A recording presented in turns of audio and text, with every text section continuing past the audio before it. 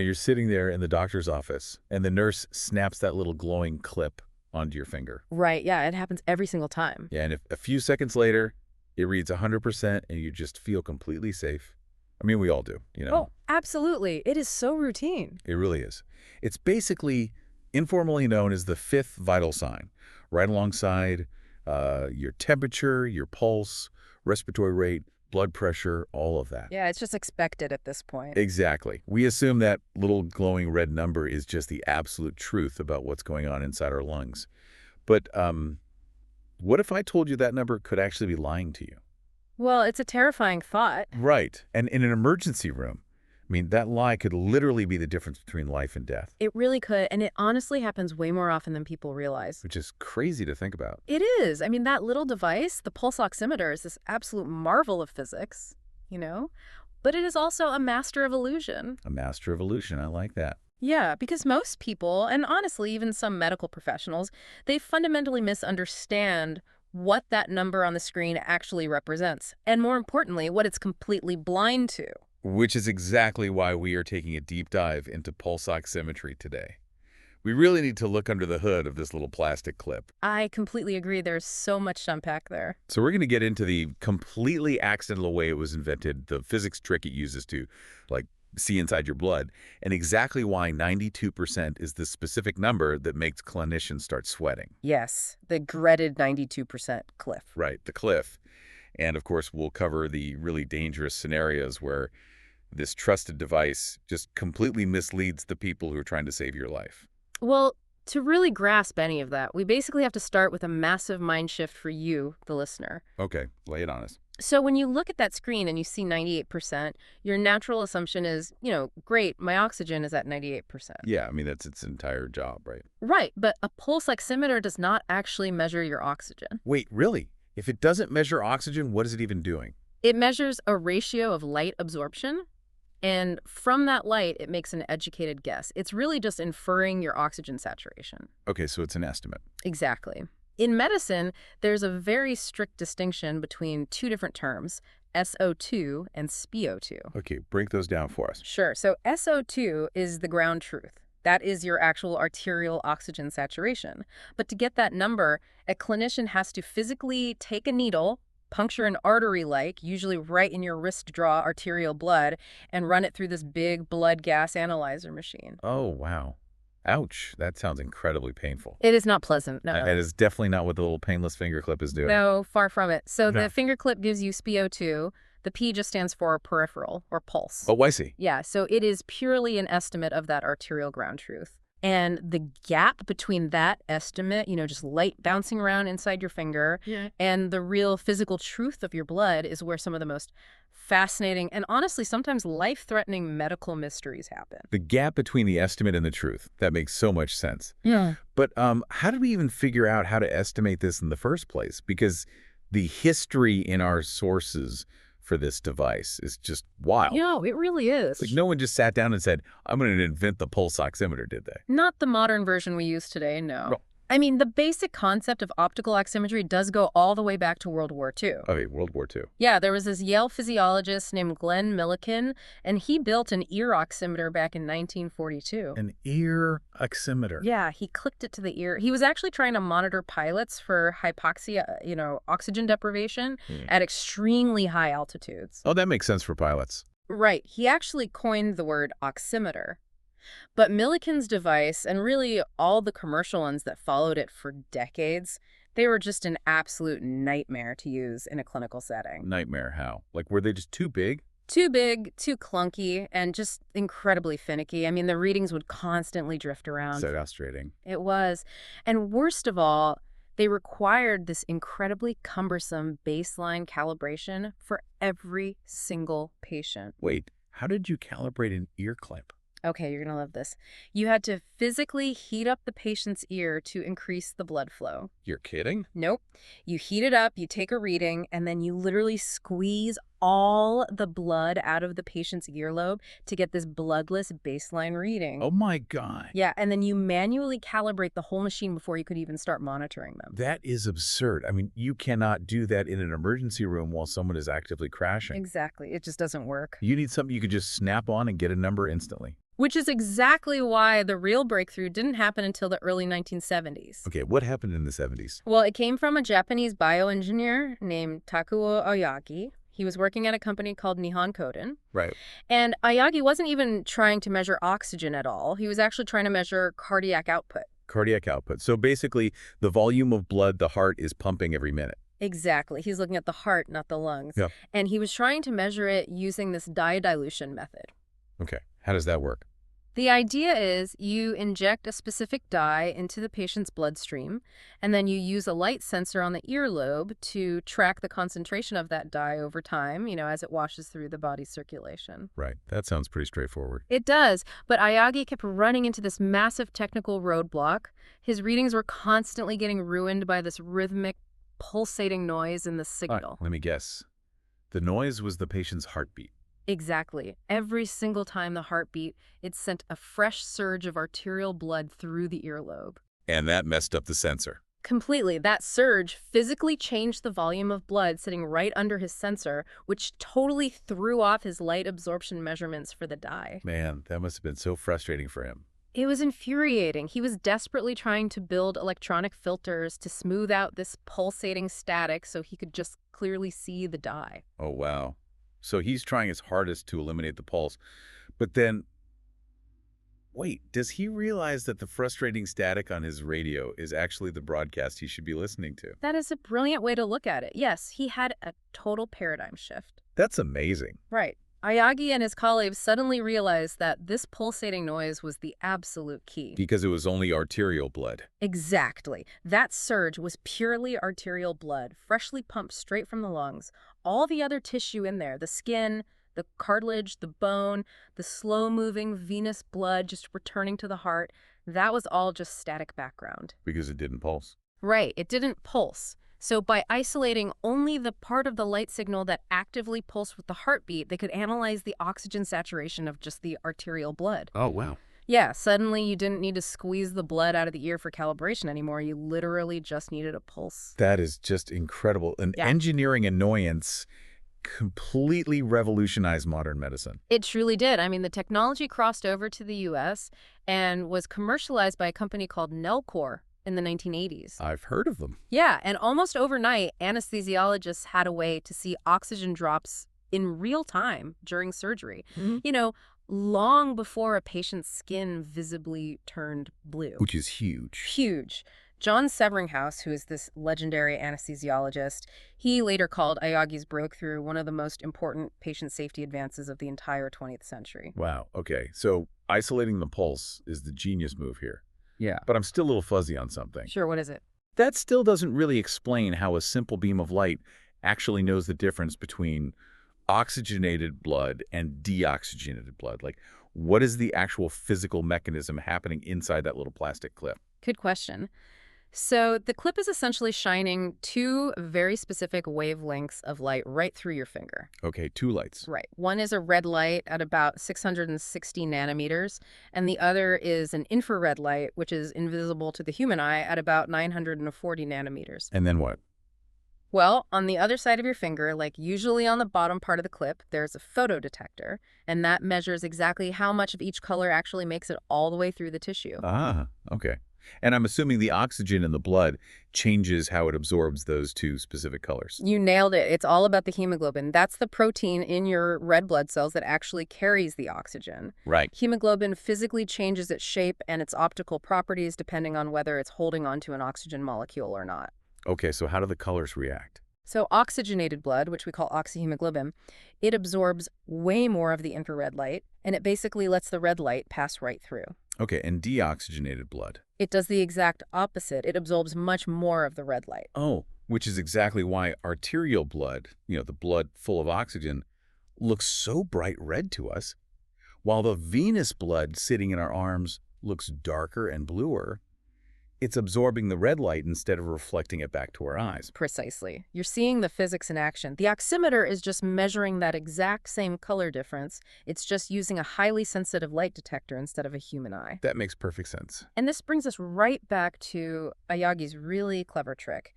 because the device has to filter out your skin, your fingernail, your bone, because all of that absorbs light too. Right, because my bone obviously doesn't have oxygen in it that fluctuates every single second. Exactly. So in physics terms, that constant unchanging light absorption from your bone and your static tissue, that is called the DC component, Right. direct current. And the pulsing surge of the arterial blood, that is the AC component, alternating current. Got it.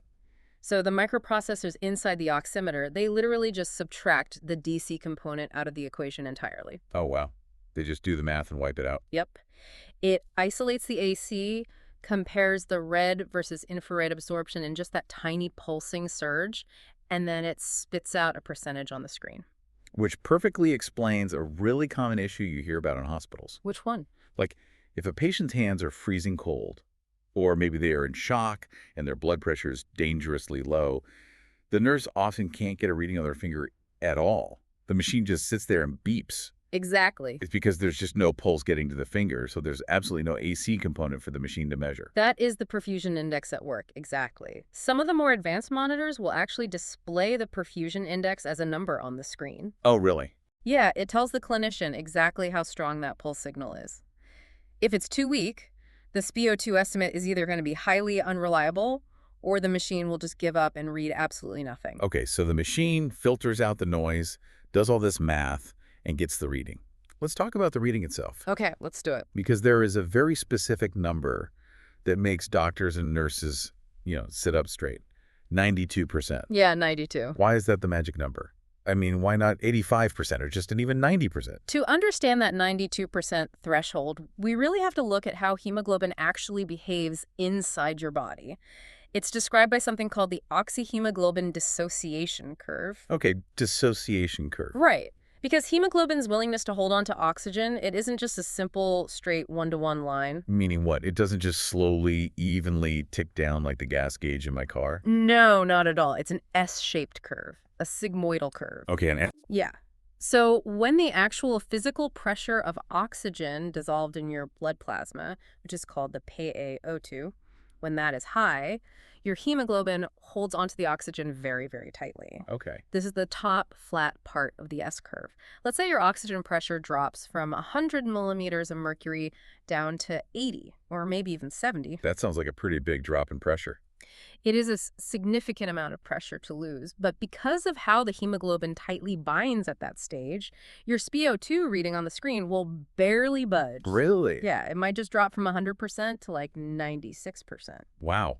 So the oximeter reading is basically masking the underlying drop in pressure. I mean, you're losing oxygen, but the percentage still looks totally fine. It is absolutely masking it. And honestly, that's fine physiologically speaking because your tissues are still getting the oxygen they need. Right. But here is the problem. Once that underlying pressure drops below roughly 60 millimeters of mercury, you suddenly hit the steep part of that S-curve. The cliff. The cliff. The hemoglobin suddenly starts letting go of oxygen very, very rapidly. It literally drops off a cliff. Wow. At that point, tiny microscopic drops in your actual oxygen pressure will cause massive rapid drops in your saturation percentage.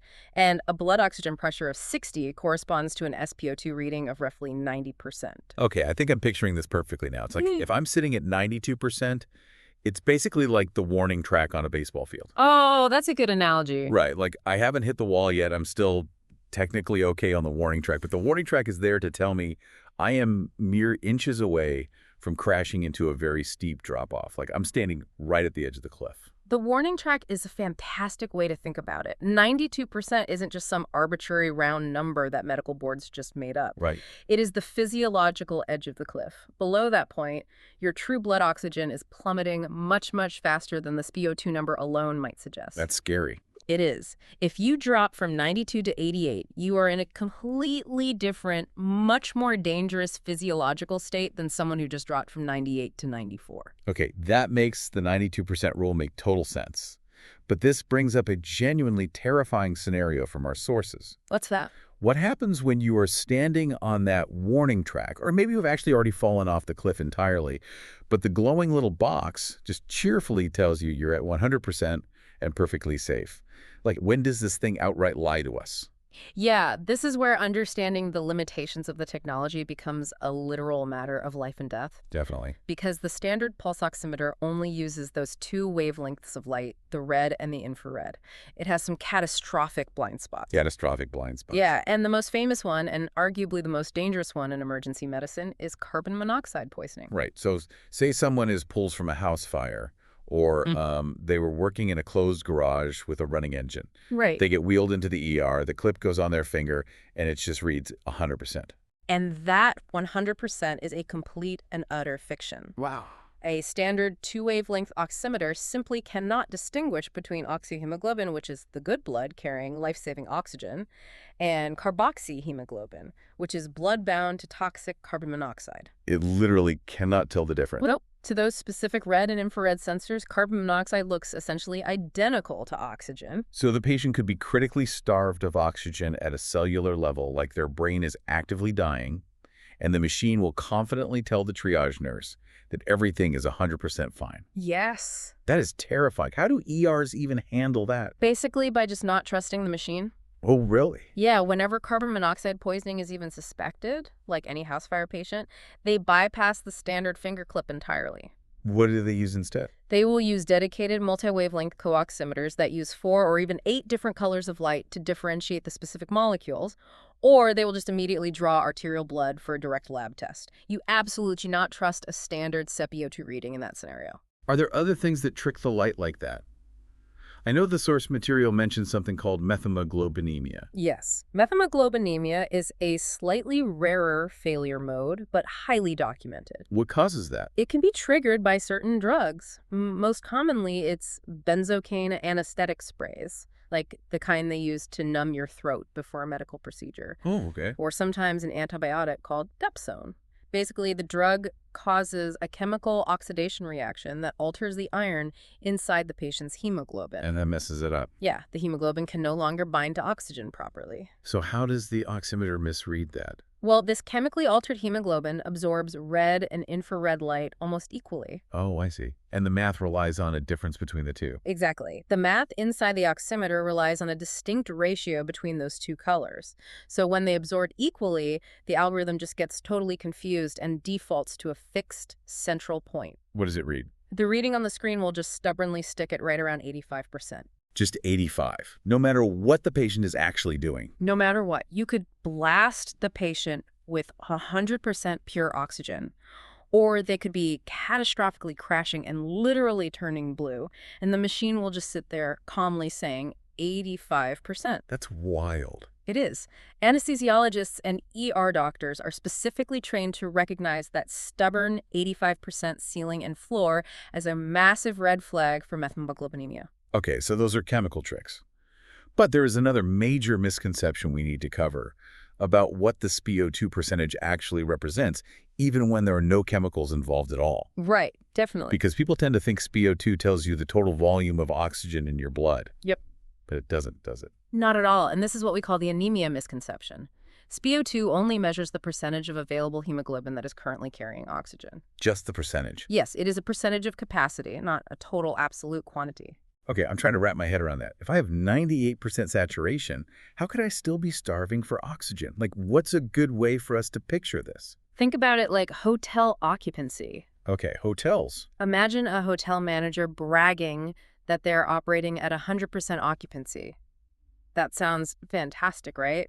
They must be housing a ton of people. Right, but what if they only manage a tiny little 5-room roadside motel? Exactly. The percentage is totally maxed out. 100% of the rooms are full.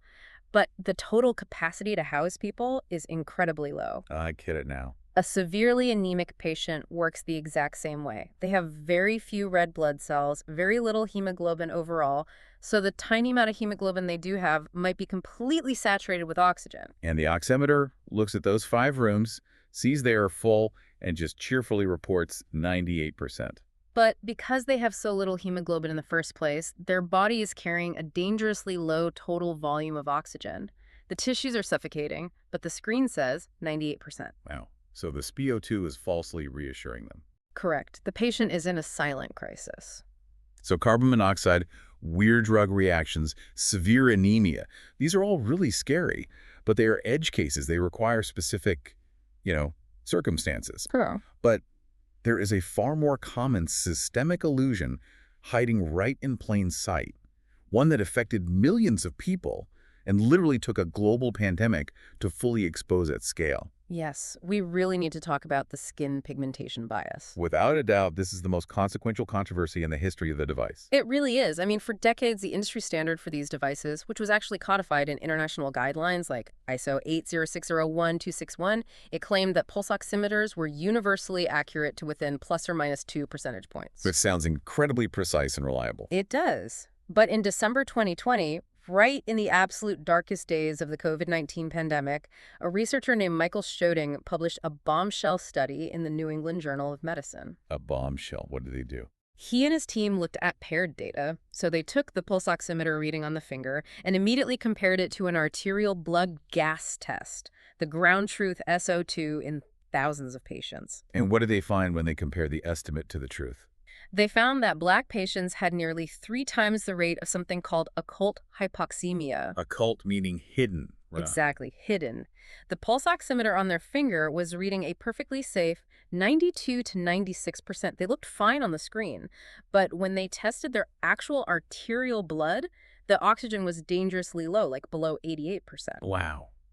The oximeter was completely missing the hypoxemia. It was hiding the fact that these patients were literally suffocating. Yes. The device was systematically overestimating the true oxygen saturation in patients with darker skin. Why? Like, what's the physics there? The underlying physical mechanism is actually pretty straightforward. Melanin, the pigment in skin, absorbs and scatters light. But the original calibration algorithms programmed into these microprocessors decades ago, they were based almost entirely on volunteer studies using lighter-skinned individuals. Wait, hold on. If this plus or minus 2% standard was an international rule for decades, how did a blind spot this massive just go totally unnoticed? I mean, weren't doctors seeing this discrepancy in the ER for the last 30 years? It's a profound question and honestly a really painful one for the medical community. I can imagine. The truth is, smaller studies actually did flag this pigmentation-related inaccuracy going all the way back to the 1990s. He says some people did know. They did. But before COVID, pulse oximetry was largely a clinical tool used by specialists in highly controlled settings, like ICUs and operating rooms. Okay, so how did that mask the problem? Those specialists were trained to look at the whole patient, not just blindly trust the number on the screen. They were looking for other signs of distress. Right. But what changed was COVID-19. Exactly. Suddenly, this niche monitoring device was being distributed globally. It was being used in overwhelmed ER triage tents and sent home with millions of laypeople to make hard binary decisions. Right, like if you're above 92%, you go home. If you're below 92, you get a hospital bed. Yes. It stress-tested the old assumptions at a scale we had never seen before. And when you scale a bias algorithm across millions of people in a crisis, the hidden average breaks down and the systemic harm becomes glaringly obvious. Because Black and brown patients were being sent home because the machine said 94% when their real oxygen was 87. Exactly. This revelation finally led to massive safety communications from the FDA in 2021 and 2022. It's about time. Yeah, and by 2024, there was a major regulatory push demanding that manufacturers fundamentally change how they test these devices, requiring diverse clinical validation before approval. It's just staggering to think about how much hidden bias exists in the tools we just assume are purely objective. It really makes you rethink things. It does. Okay, so the device can be tricked by ambient light, by carbon monoxide, by rare drugs, by low blood pressure, and by the very pigment of our skin. It's quite a list. But there's one final piece to this puzzle from our deep dive. Even if the device works perfectly, even if you have a flawless algorithm and perfect blood flow, people still fundamentally misunderstand what a good reading actually means about their lungs. This is perhaps the most dangerous everyday misconception in clinical practice. Let's get into it. People think a normal stage 2 reading of 99% means the lungs are doing their entire job correctly. Which leads us to the critical difference between oxygenation and ventilation. I think most people just assume those are the exact same thing. They really aren't. Your lungs actually have 2 distinct jobs. Okay, job 1. Job 1 is oxygenation, bringing fresh oxygen into the blood. Job 2 is ventilation, getting toxic carbon dioxide out of the blood and exhaling it. And pulse oximetry only measures the first job. Only the first job. It measures oxygenation. It tells you absolutely nothing about ventilation. What? It has no idea if you are successfully clearing carbon dioxide from your body. It's like the oximeter only tells you if the grocery delivery is making it to the house. It tells you absolutely nothing about whether the trash is being taken out. I love that analogy. The groceries are arriving, but the trash is just backing up. Right. And if the trash backs up long enough, the house becomes unlivable. A classic, terrifying clinical example of this is a post-op patient who is oversedated, perhaps with opioid painkillers. Okay, because opioids depress your breathing. Exactly. They depress the respiratory drive, meaning the patient takes very shallow, very slow breaths. But if they're wearing an oxygen mask in the recovery room, that tiny, shallow breath is full of pure oxygen. Right. So their SpO2 might look like a perfectly reassuring 98 or 99%. The groceries are being delivered just fine. But because they are barely breathing, they aren't exhaling enough volume to clear the carbon dioxide. The trash is backing up rapidly. They are steadily retaining deadly levels of carbon dioxide in their blood. They could literally be drifting right into a coma or full respiratory arrest, and the pulse oximeter will just sit there glowing 99% and will not sound an alarm until it is far too late. How do doctors monitor the trash then? To catch the CO2 buildup, clinicians need a totally different monitor called capnography, which specifically measures the carbon dioxide in every single exhaled breath. Okay, so trusting a pulse oximeter alone to tell you if someone is breathing well is a fundamental and potentially fatal error. Absolutely. And isn't this ventilation issue also why that 92% clip we talked about earlier isn't actually a universal rule for every single patient? That's a great point, yeah. If you have a patient with advanced COPD, chronic obstructive pulmonary disease, their baseline physiology has adapted over years. Oh, so? They chronically retain CO2. Because of this, clinicians often deliberately manage them to a lower target SpO2, usually around 88 to 92%. Like they want them hovering right near the cliff? Why? Because in severe COPD patients, their brain's trigger to take a breath is driven by low oxygen rather than high CO2 like the rest of us. Oh, I see. Yeah, so if you pump them full of supplemental oxygen and push their SpO2 to 100%, you completely remove their physiological drive to breathe. Because their brain thinks they have plenty of oxygen. Exactly. They breathe even slower, their CO2 spikes to lethal levels, and they stop breathing entirely. Wow. So 92% is a warning track for a healthy person, but it might be the exact safe target zone for someone with COPD. This has been incredibly eye-opening. We take this little glowing clip totally for granted, but there is an entire universe of physiological complexity hiding right inside it. There really is. When you walk away from this deep dive, remember that SpO2 is an estimate of a percentage, not a hard quantity of total oxygen. Remember that 92% isn't just a grade on a test. It is the physical edge of a cliff where oxygen drops precipitously. Good summary. Thanks. Remember, the device can be completely fooled by carbon monoxide and cold hands, and that older algorithms had massive, massive blind spots for darker skin. And above all, remember the groceries and the trash. Normal oxygen on a screen does not mean normal breathing. You know, if we pull back from all the mechanics for a moment, this entire deep dive really raises a much more profound question for you to think about. What is that? If a life-saving device invented in the 1970s and hailed as this absolute miracle of modern patient safety carried a hidden systemic bias that literally took a global pandemic to fully expose at scale, Yeah. how many other trusted diagnostic tools, risk scores, and algorithms in our modern hospitals are silently operating on narrow, outdated assumptions right now? Wow. It is a stark reminder to never blindly trust the technology and to always question the ground truth of the data you are handed. That thought is definitely going to stick with me. Next time you're sitting on that crinkly paper and that little plastic clip snaps onto your finger, just remember, the number glowing in the red light is only telling you half the story.